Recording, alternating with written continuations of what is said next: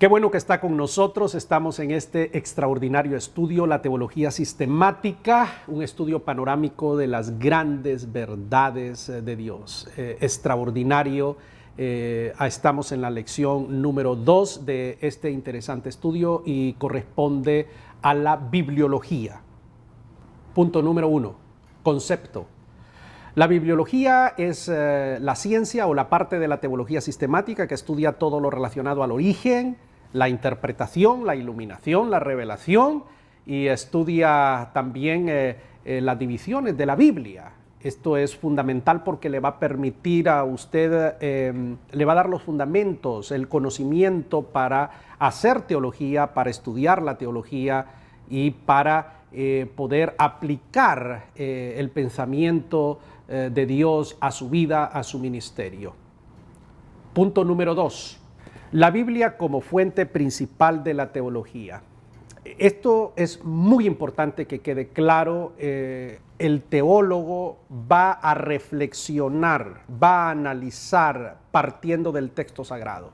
Cuando el teólogo no parte del texto sagrado, entonces va a tener una teología que no es bíblica y esto va a evidenciarse y va a dar problemas. Voy a ponerle un ejemplo concreto. Allá en el año 70 del siglo XX surgió lo que se llamó la teología de la liberación, que definitivamente fue una síntesis muy buena que hizo Gustavo Gutiérrez en su época, pero que fue una teología que no necesariamente partió del texto sagrado, sino de la realidad socioeconómica de América Latina. Entonces, ahí ya tenemos un detalle. Vamos a encontrar entonces conceptos, análisis y reflexiones que nos van a parecer un tanto extrañas.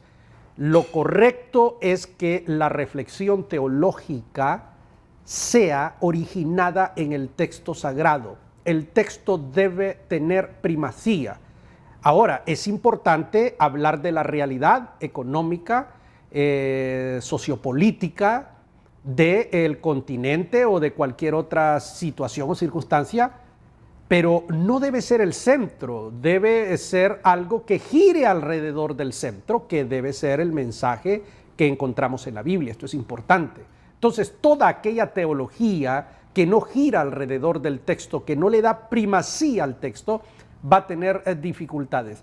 Y mencioné esta teología en la que definitivamente él hace análisis extraordinarios, hizo que nosotros pusiésemos las barbas en remojo y nos dio una campanada muy buena, pero que falló en ese detalle.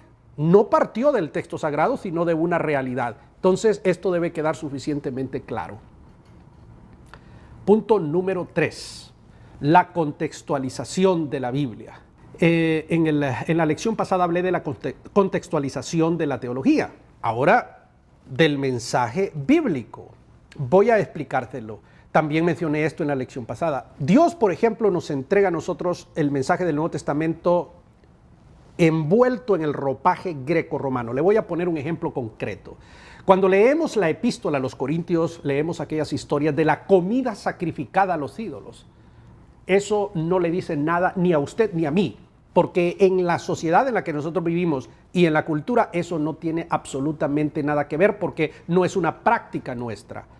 En aquella época, la carne que se vendía en las carnicerías era una carne que antes de ser puesta a la venta se ofrecía a los dioses. Entonces, claro, llegaba un cristiano para comprar aquella carne para su consumo diario. Entonces, ahí había una situación. ¿Podía o debía un cristiano comprar carne que antes había sido dedicada a los demonios? Ahí hay todo un debate. Eso no tiene nada que ver con nosotros porque en la actualidad eso no se hace. Entonces, es una cuestión cultural. Otro de los temas culturales que encontramos ahí en Corintios es si la mujer debe usar velo o no debe usar velo. Esa es una cuestión propiamente de la cultura griega en la ciudad de Corinto. Entonces, no podemos tomar la Biblia y aplicar principios culturales del siglo I en el siglo XXI. No tiene sentido. Entonces, el teólogo debe quitarle el ropaje cultural greco-romano y ponerle el hondureño, el mexicano, el argentino, el español, para que el texto comunique comunique a la feligresía, comunique a las personas que necesitan recibir esa palabra. Si yo simplemente cuento la historia del faraón y Moisés, esa historia está bien a nivel de historia, pero ¿qué tiene que ver con una persona que está pasando una situación familiar en la casa? No tiene nada que ver. Entonces ahí es cuando yo tengo que contextualizar la Biblia para que sea pertinente. Es todo un desafío que nosotros tenemos como profesores, como pastores, como predicadores, la contextualización del mensaje de la palabra de Dios. Es decir, cuando le quitamos el ropaje vamos a encontrar principios, vamos a encontrar esencias que se aplican a cualquier cultura y en cualquier época, porque el mensaje de la palabra de Dios, amigo mío, es transcultural y trasciende los tiempos, pero debemos tener esa habilidad y debemos hacerlo. Punto número 4, la taxonomía de la Biblia. La Biblia la podemos nosotros dividir de diferentes maneras. Esto es una cuestión meramente académica y su utilidad es simple y sencillamente académica. No es que Dios divida la Biblia de esta manera. Por ejemplo, nosotros la dividimos en el Antiguo Testamento, hablamos del Pentateuco, de los libros históricos, de los libros poéticos y de los profetas. A los profetas los subdividimos en mayores y menores. Pero, por ejemplo, los judíos no dividieron la Biblia así. Ellos la dividieron en 3 partes principales: la Torá, los libros del Ketubín y los del Neveín. Y los del Neveín los subdividieron. Entonces ellos tenían otra división. Pero también hay otras divisiones que son útiles por razones académicas. Por ejemplo, dividir la Biblia por las cuestiones dispensacionales. Scofield fue el teólogo que popularizó la doctrina de las dispensaciones. Entonces habla de la dispensación de la inocencia, de la conciencia, de la promesa, del gobierno humano, o del gobierno humano primero, de la promesa, de la ley, de la gracia y del reino finalmente. Está bien, eso es un punto de vista, no es la ley de Media ni de Persia, pero es válido. Nos ayuda a entender alguna cosa. También la Biblia podemos dividirla por el tema de los pactos.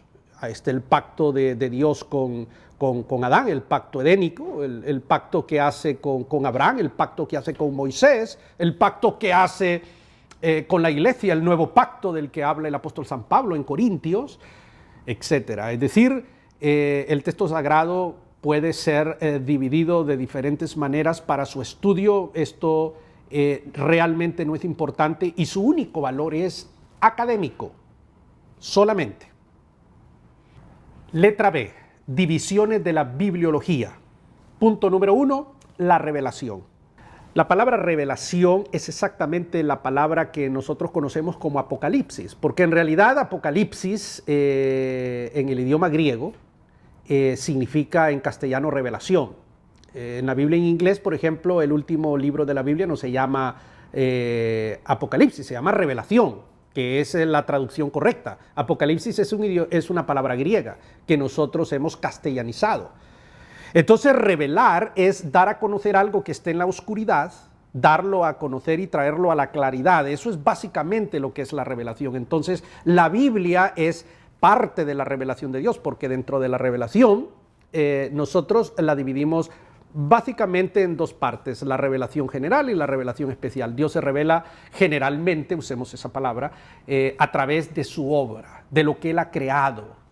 Los cielos cuentan la gloria de Dios y el firmamento anuncia la obra de sus manos. El universo, Dios se revela a través de su obra. Las estrellas, los planetas, es obra de Dios y ahí Dios está diciéndonos, yo existo, yo soy real. Pero también Dios se revela a través de su palabra. Eso es lo que nosotros llamamos la revelación especial. Es decir, Dios da a conocer cosas ocultas, cosas que están oscuras, a través del texto sagrado, de la Biblia. Dios habla a través de la Biblia. Ahora, la máxima revelación de Dios, evidentemente, es en la personalidad de Jesucristo. Dios se da a conocer a través de Jesucristo.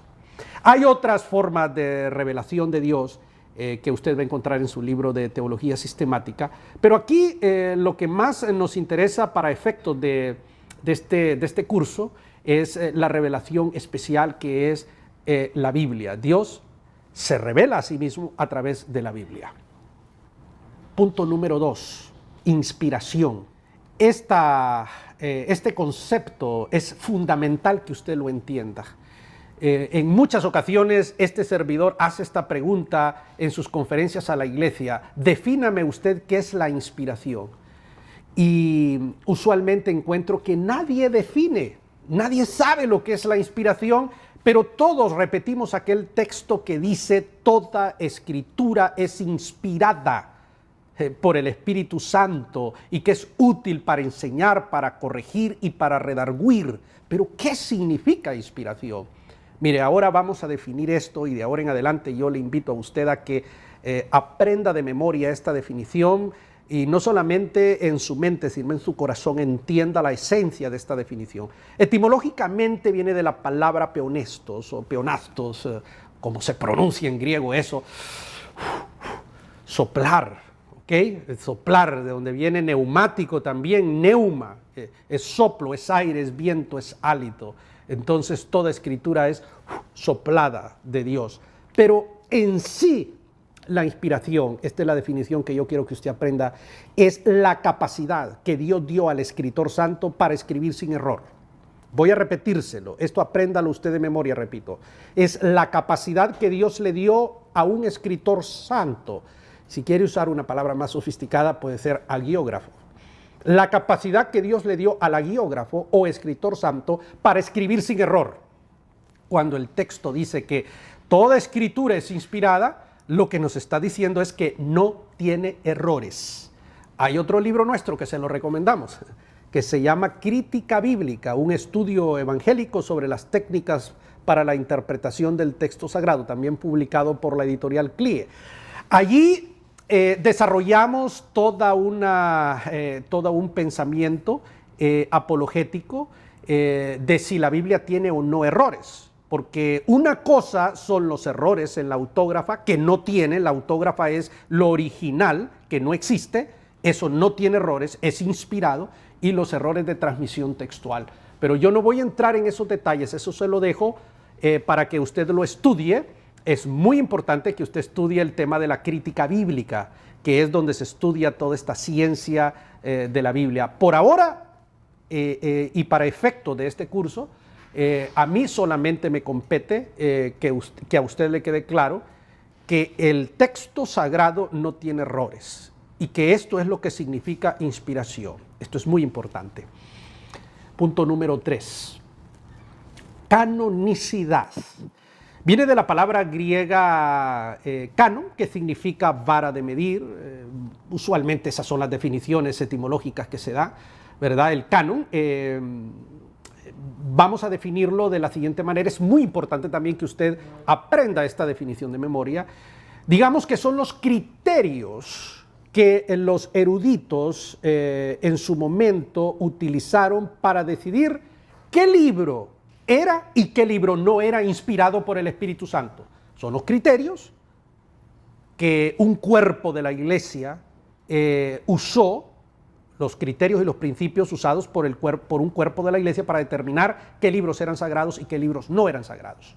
Es decir, por ejemplo, usted y yo conocemos los 4 evangelios de Jesucristo, pero amigo mío, no se escribieron solamente 4 evangelios, se escribieron muchísimos evangelios. Por ejemplo, el evangelio de Judas, el evangelio de Tomás, el protoevangelio, entre muchísimos otros más. Pero la iglesia solamente aceptó 4 como inspirados y entonces forman parte de un canon. Esto es muy importante. Por eso, principalmente hay 2 canon, el canon que nosotros llamamos alejandrino y el canon judío. El canon alejandrino es aquel que agrega los libros apócrifos. Esto es muy interesante y se llama alejandrino porque surge con la versión de los 70, una historia muy interesante que usted puede leer tanto en la teología sistemática, también puede verlo en el libro de crítica bíblica, y como esta es una versión que se dio en Alejandría, entonces se le llama el canon alejandrino, que es el canon que incluye los libros apócrifos. El canon judío no incluye los libros apócrifos, entonces al no incluirlos, estamos hablando de otro canon que llamamos el canon judío. No voy a entrar en el tema de los libros apócrifos y demás, pero sí establecer que hay dos canon dentro del cristianismo. Por ejemplo, si usted lee en Macabeos, segunda de Macabeos, hay un texto que dice: señores, si me equivoco, no fue mi intención, discúlpenme. Un versículo muy interesante en segunda de Macabeos.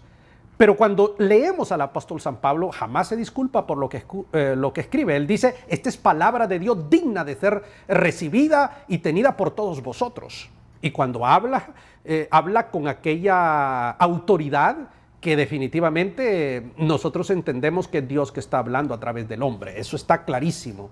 Los libros apócrifos hay que estudiarlos, son muy importantes, cuentan unas historias muy interesantes del pueblo judío.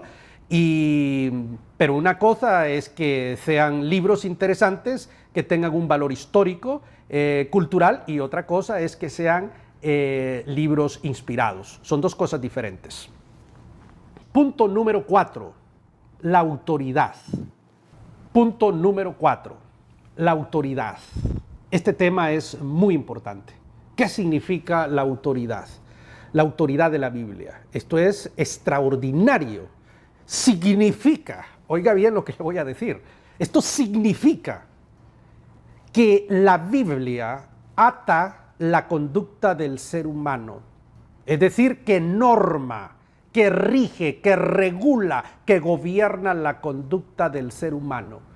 Voy a explicárselo o tratar de explicárselo de una manera más fácil. Que si la Biblia dice que tal cosa no se debe hacer, amigo mío, no se hace. Porque la Biblia tiene en sí misma autoridad, es autoritativa. Si la Biblia dice y manifiestas son las obras de la carne y menciona cada uno de esos hechos y de esas conductas y dice al final que eso no se hace, amigo mío, no hay que hacerlo. Y en sentido contrario, cuando el texto sagrado nos dice a nosotros que este es el ropaje del nuevo hombre y nos señala la conducta que debemos observar, entonces hay que hacerlo. ¿Por qué? Porque la Biblia tiene autoridad. Ningún otro libro sobre la faz de la tierra tiene autoridad. ¿Ok? Esto es muy importante que usted lo entienda. Puede ser un libro religioso, puede ser un libro filosófico, pero ningún libro tiene la autoridad como para que usted se pare en un púlpito, en un podio, en un escenario y diga: así dice, y por lo tanto así debemos actuar. La Biblia tiene autoridad. Entendamos esto, muy importante. Punto número 5, la iluminación. Esto es muy importante. La iluminación es el acto, es la acción del Espíritu Santo mediante el cual le da a usted el auxilio para que entienda el texto sagrado y las cosas espirituales. Esto es importantísimo, ¿verdad? A veces nosotros confundimos la iluminación con la inspiración. Por ejemplo, decimos: el Señor me inspiró. No vuelva a decir eso, porque según la definición que estudiamos, inspiración es escribir sin error, y Dios no inspira a nadie hoy. Porque si Dios inspirara, entonces tendríamos muchísimas Biblias y muchas palabras de Dios, y solo hay una. Dios lo que hace ahora es ilumina, que es diferente. Repito, es la acción del Espíritu Santo mediante la cual Dios da luz, aclara, ayuda al individuo a entender las cosas espirituales. La Biblia es una acción del Espíritu. Dios ilumina. Ilumina al teólogo para escribir teología, ilumina al pastor para predicar, ilumina al maestro para enseñar. Es una acción del Espíritu y es una acción que ejerce sobre aquellas personas que tienen una relación directa con Dios. Esto es muy importante que usted lo entienda. Incluso para grabar estas clases, yo necesito la iluminación del Espíritu Santo, una acción divina para poder explicar de la mejor manera posible estos temas tan importantes. Es la acción que necesita el pastor, el predicador, el maestro. Todos nosotros necesitamos ser iluminados para poder servir dentro del ministerio. Punto número 6, interpretación. amigo mío, la interpretación es fundamental. Hay cosas en la Biblia que no necesitan interpretación y otras sí. Veamos, me voy a dar a entender. Hay cosas que yo no necesito interpretar, como por ejemplo, soy un pecador, necesito arrepentirme. Cristo murió en la cruz en mi lugar, que si yo me arrepiento de mis pecados y le pido perdón al Señor Jesucristo, Él me perdona y me salva. Ese mensaje es tan sencillo, qué extraordinario cómo Dios lo dejó, que no necesita griego, no necesita hebreo, no necesita un doctor en teología que venga a hacer unas explicaciones y exégesis para que podamos entender un mensaje tan sencillo como que el hombre es pecador, somos culpables, hemos fallado, necesitamos ser liberados, pero que si yo me arrepiento, me arrodillo y le digo, Señor, perdóname, el Señor me perdona y me hace una criatura suya y su Espíritu Santo hace una obra extraordinaria en mí. Eso no necesita interpretación. Pero hay cosas en el texto sagrado donde yo sí necesito el hebreo, necesito el griego, necesito manejar cultura, historia, necesito manejar sociología, necesito manejar una serie de ciencias para lograr desentrañar algunas cosas que están allí en los libros proféticos, en los libros apocalípticos del texto sagrado, etc. Entonces, la interpretación es una ciencia. Es una ciencia, hay métodos de interpretación, hay toda una serie de técnicas para interpretar el texto sagrado y esto es el trabajo que hace el teólogo. Cuando escribimos un tratado de teología, entonces allí necesitamos la iluminación del Espíritu para poder interpretar algunas cosas, algunas verdades y poderlas presentar al público, a la feligresía de la iglesia. Ahora, yo debo de clarificar que las interpretaciones son humanas. Como lo dije al principio, la teología es humana y por lo tanto está sujeta a errores. Y yo puedo equivocarme en las interpretaciones. Sin embargo, yo puedo minimizar el margen de error si yo soy una persona que estoy interpretando usando todas las técnicas, estoy usando los idiomas originales, estoy siguiendo todo el procedimiento. Yo minimizo el margen de error en relación con una persona que no hace ningún elemento del proceso y simplemente dice esto es así. Evidentemente eso es un acto irresponsable. Yo para interpretar algo tengo que hacer mi trabajo para poder presentar una opinión que esté sustentada científicamente. Entonces, hay una ciencia que se llama la hermenéutica y dentro de la hermenéutica usted puede perfectamente bien aprender todo este teje y maneje de la interpretación del texto sagrado. Hay un libro que se lo voy a recomendar que escribiera el autor español José María Martínez, publicado en el año 1984 por la editorial CLIE, Hermenéutica Bíblica. Este sigue siendo el mejor libro de hermenéutica que se haya escrito hasta el momento. No conozco un libro que haya superado al libro de Martínez, lo recomiendo altamente si usted quiere profundizar en el tema de la interpretación bíblica. Punto número 7, vitalidad. Cuando hablo de vitalidad, estoy hablando de potencia, estoy hablando de ese poder que el texto sagrado tiene.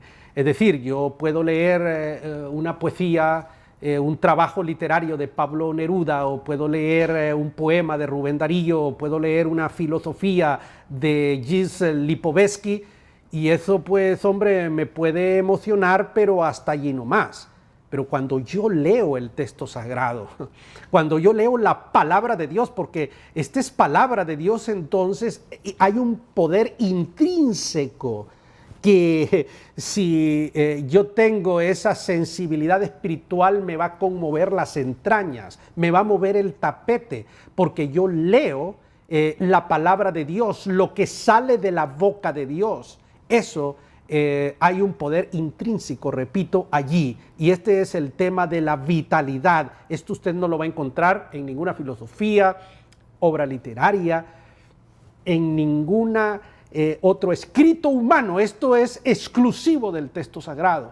y dentro de la bibliología el tema de la vitalidad es fundamental, porque cuando usted predica esta palabra, mire, amigo mío, esto tiene un poder impresionante, puede hacer que multitudes de seres humanos cambien la dirección de su vida por la predicación de la palabra, porque la fe viene por el oír de la palabra de Dios, y esa palabra tiene ese poder ahí adentro, ese poder que puede transformar la mente, la vida de un ser humano, de su familia y de las generaciones futuras. Esa es la vitalidad de la Biblia. Punto número 8, la preservación. Hablando de la preservación, y con esto termino esta lección número 2, la preservación tiene que ver cómo el texto sagrado por los últimos 4000 años ha sido preservado. Eso es un milagro. Recuérdese usted que no había imprenta, que no había papel como usted y yo lo conocemos, sino que primeramente la gente tuvo que comenzar a escribir en unas hojas que llamó papiros, y luego escribió en pieles de cabra que se llamó velum. Imagínense, hace 4000 años. Se cree que Moisés fue uno de los primeros escritores del texto, y esto fue preservado, ha sido preservado por casi 4000 años. Voy a mencionarles un hecho concreto. Por ejemplo, en el año 1948, los descubrimientos arqueológicos en las cuevas del Qumran al sur de Jerusalén. Se encontraron una serie de rollos, entre ellos se encontró el libro de Isaías. Eso usted lo puede ver en el Museo de Jerusalén. Cuando vaya a Jerusalén, yo lo invito a que vaya allí y vea la exhibición que tienen del libro de Isaías. Cuando los arqueólogos cotejaron este libro de Isaías, que se leía 200 años antes de Cristo, con el Isaías que usted y yo leemos, hombre, las diferencias son tan mínimas. Es casi exactamente el mismo libro. Y digo casi porque evidentemente hay algunas variaciones de lenguaje por el tema de las versiones, pero es el mismo libro. ¿Qué significa esto? Que Dios ha preservado su palabra. Este es un tema extraordinario y maravilloso de la bibliología, cómo Dios ha preservado la palabra por estos 4000 años. Ahora es fácil porque con los medios electrónicos aún todavía más, ya no hay ningún problema, pero en aquella época, amigo mío, si un papiro tenía un promedio de vida de 10 años, por ejemplo, y después las pieles de cabra duraban un poco más, imagínense las guerras, los avatares políticos y sociales de aquella época, cómo el texto se preservó. Es impresionante. Entonces, tómelo en cuenta, porque Dios milagrosamente y sobrenaturalmente ha preservado su palabra. La palabra de Dios ha estado allí escrita por cerca de 4000 años. Lo que se escribió hace 4000 años es lo que usted y yo leemos hoy. Esa es palabra de Dios. Qué bueno que ha estado con nosotros. Hemos terminado la lección número 2.